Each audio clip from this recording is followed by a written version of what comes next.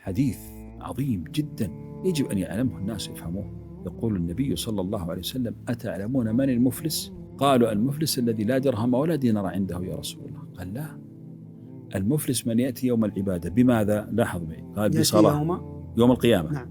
بصلاة وصيام وزكاة وحج، هذه كلها عبادات ما هي معاملات.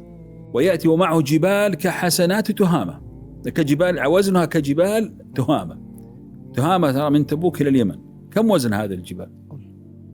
إذن هذا الإنسان نجح في العبادات، صح ولا لا؟ نعم. والدليل أنه حصل من الحسنات الشيء الذي لا يمكن أن يحصى. لكن ما هي مشكلته؟ مشكلته أنه رسب في المعاملات.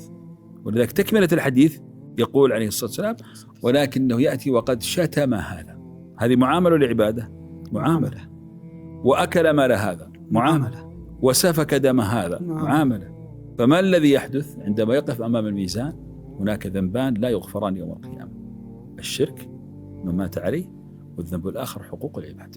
فإذا وقف هناك يؤخذ من حسناته التي جمعها هنا كالجبال وتعطى لهؤلاء الذين أخطأ في حقهم. ثم في الأخير ما الذي يحدث له؟